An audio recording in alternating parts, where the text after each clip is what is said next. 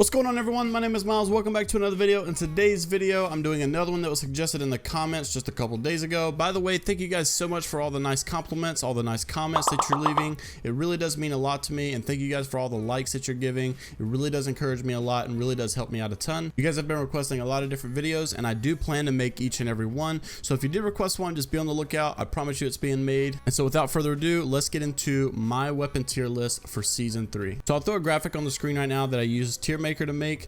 And I actually made this last night and I realized that they did not have the L-Star or the charge rifle added yet, so it is a little bit old. So I did have to add these in manually, so it probably doesn't look as good as the other guns, but you'll just have to bear with me. So while you're looking at the graphic, I did want to mention that I made this with the idea of each weapon having their desired hop up. For instance, if you look at the EVA 8 shotgun, I do have it listed as a B tier weapon. That is with the assumption that it does have the double tap hop up. So you guys can just screenshot this graphic if you want. I'll also leave a link down in the description where you can just pull it up, but I will run through every weapon briefly just to kind of give you an overview as to why I put it in that rank.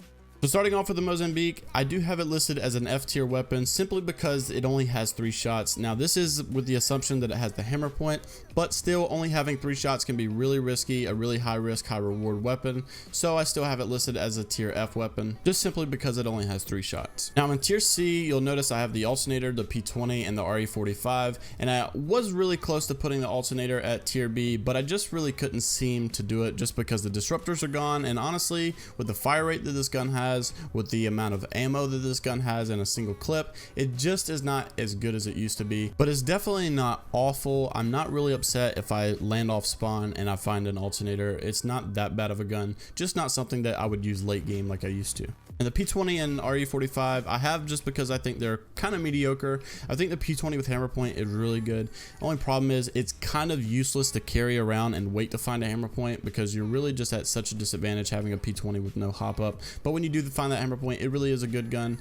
But just because it's kind of worthless to wait around for that hammer point, I just kept it at tier C. And the RE45 I really shouldn't have to explain. This gun is just pretty bad, especially now that disruptors are gone. Now moving up to tier B, I do have the EVA 8 shotgun just because I cannot think of a single game that I have not found the double tap trigger or the double tap hop up or whatever. And it makes the EVA 8 so much better because you can kind of jiggle peek with it like you can the Peacekeeper, and it does deal a lot of damage, so that's why I have it at tier B. Now I think the Havoc with turbocharger is definitely good. The only reason I put it at tier B is because I think the Devotion is so much better with turbocharger and like an extended energy mag, and I really could not put those on the same rank, the same skill level, so that's why I put the Havoc a little bit lower than a Devotion. And the Hemlock I used to would have it at tier C, but because of its buff doing like 22 damage a shot, it honestly is super good on burst fire mode now. I love to pick it up and use it. It really does melt people. Just a little side note before I get into the longbow, I know a lot of you guys might be wondering why I have the longbow at a tier B weapon, and it's not just because of the nerf that it got where the fire rate is, you know, slower. It's also due to the fact that I'm basing all these weapons based on how much I see them used at a high tier level. What I mean by that is since the new season has started and since the longbow has been nerfed, I have not seen pro players in my lobbies. I have not seen, you know, high level players in my lobbies use longbow late game at all. It's always another weapon. But just because I don't see it used much by the vast majority of the people in my lobby or the vast majority of high level players, I just don't see it as a high A tier weapon in season 3. So the Spitfire, I have it rank B because the fire rate is pretty slow and the mobility is pretty slow, and if you get caught ADSing against a pro with that thing, they are going to easily melt you. Now I think the triple take is really good. You could definitely argue its case for an A tier weapon.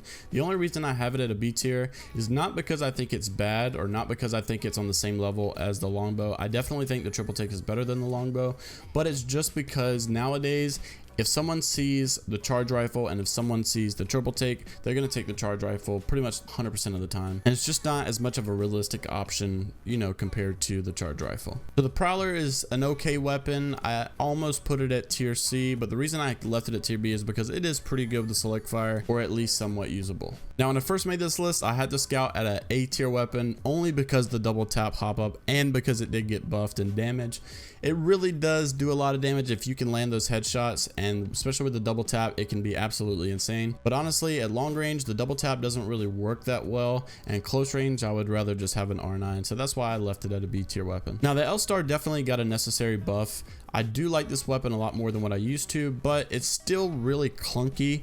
It's definitely really slow. The ADSing is really slow. I feel like I'm running slower when I'm using it, but it is an okay weapon and I don't mind picking it up every once in a while. But it's most certainly not on the same scale as a Kraber or a Mastiff or anything like that. So now the A tier weapons really don't need an introduction. You guys know that these weapons are extremely good.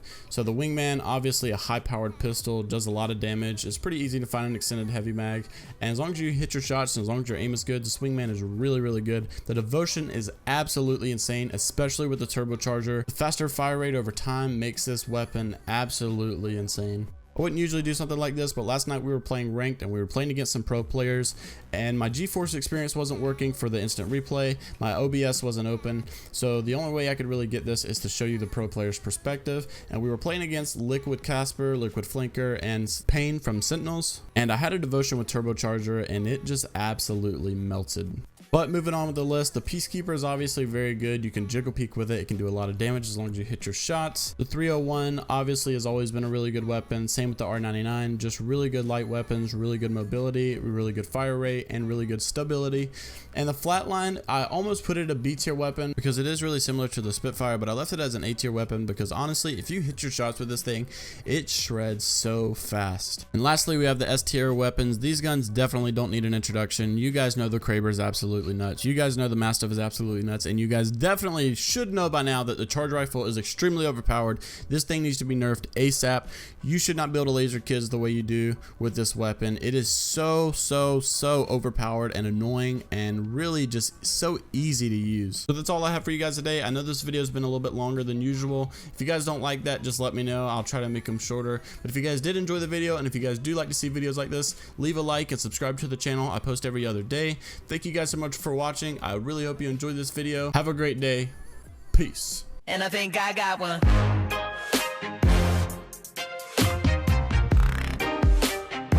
Yeah, and I think I got one.